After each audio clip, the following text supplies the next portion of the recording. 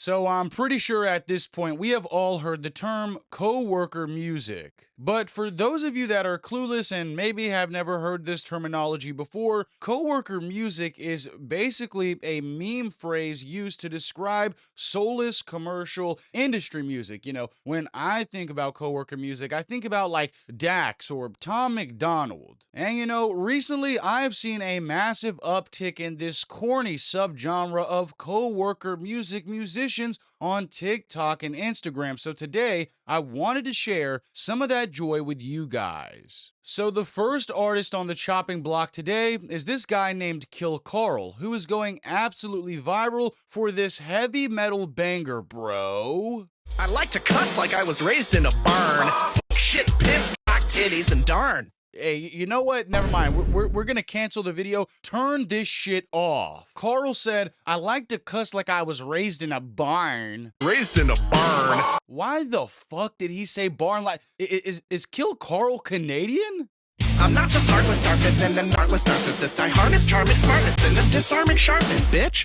I'm harmless, I wouldn't hurt a fly, but you fuck with my friends and you're gonna fucking die. Oh my god, Carl is actually a Canadian, because who says, if you fuck with my friends, you're gonna die? So that was a very nice threat. That was a very sweet threat, Carl. I mean, you want to protect your friends. I'm not mad at you at all. It's just these lyrics sound like they were written by a second grader that just got done watching an episode of My Little Pony, Friendship is Magic. And don't even get me started on Carl's Eminem impression. He says, I'm a heartless darkness narcissist that's artless.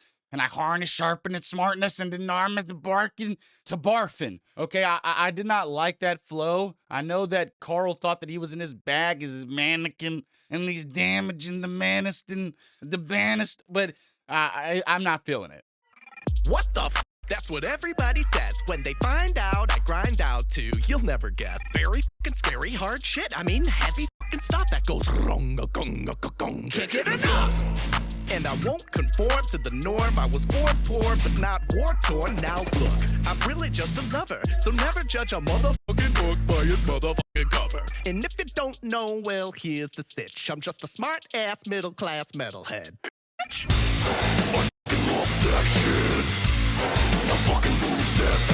I just know that Carl thinks he is like the quirkiest motherfucker on the planet. He says, if you don't know, well, here's the sitch. Like, what is Carl's vernacular? Okay, he says, I'm moving the pit. Carl, bro, there's no crowd on earth, okay, that would mosh to this. You're not moving any pit to this. Like, sitting here and listening to Carl's music reminds me of when Rhett was the nerd on that rap battle that he had. Remember, it was like the nerd versus the geek. Yes, I am a nerd. Bookworm, I'm studious. This is the same energy that Kill Carl emanates, and I love this caption right here. Carl says, show your grandma and let us see her reaction. Motherfucker, if I show this to my grandma, she is going to die of a fucking heart attack on screen. You want that, Carl? Nonetheless, even though Carl has the worst song in existence, he's actually been receptive to all the critique and the memes, and he's even leaning into it, releasing merch alongside this song, and he's getting a lot of views on his videos. But man, you definitely have a talent, Carl, and you should have kept it hidden, buddy.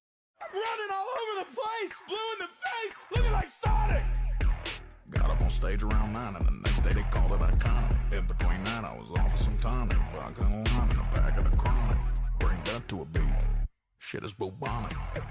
Ah, yes. This performance was indeed bubonic, as in, I caught the bubonic plague from watching this, and I'm probably gonna die in about a week's time. But by now, I'm pretty sure that you have seen this meme song, coworker ass song, going around through all the reels. You know, everyone's made this huge spectacle. TS, PMO, TS, bubonic, and this guy's name is actually Chandler Watson. And I gotta say, despite all the memes and everything, and even though this isn't the greatest song, this sonic bubonic creation is a lot more sonically pleasing to listen to than whatever the hell Kill Carl was doing. But unfortunately for you, Chandler, it's still coworker ass music. Literally Kendrick. Bro, TS just PMO. ICL, TS is bubonic. Way better than the Burn one. So clearly Chandler's song here took a life of its own and it's become a prominent meme lately, and Chandler was actually able to perform this song live and lean into the meme just like Kill Carl, except I'd venture to say that Chandler kind of did it on a bigger scale. I'm running all over the place, blue in the face, look at my shot. Got up on stage around 9 and the next day they call it a cut. In between that I was Officer Tom. Back on a rhyme and a bag and a pot. Bring that to a beat. Wow, you know what, Chandler? TS is actually bubonic. You are Sonic off the Chronic and Genotonic when I vomit, because you actually have people in the crowd saying the words to your songs. I mean, I actually think that's impressive, whether it's a meme or not. I'm sure Chandler, like many small artists, has been waiting for the day to be on a stage where people are singing along to his music. So that is actually a W. And Chandler's also got people making remixes on TikTok. I'm raising all over the place, going on your face, handing out packets. Long take a freighter around 9, they edged and they called it iconic. Level 10 gaps, a jump work is calling, sipping on Primex, that's what's a father. I'm jaking my meat, skibbity toilet. I don't know, man. I'm starting to get the vibe that Chandler is actually not only a rapping genius, okay, a lyricist, but he's also a promotional mastermind. We may be looking at the next Kanye West with the influence that Chandler's one song clearly possessed. Up out at 1 in the morning, you really wanna know this kind of life never boring. She bought Dior with a man from the store, but she bring it to my table when the drinks start pouring. She asking to come with the crew, and the accent to come with a view.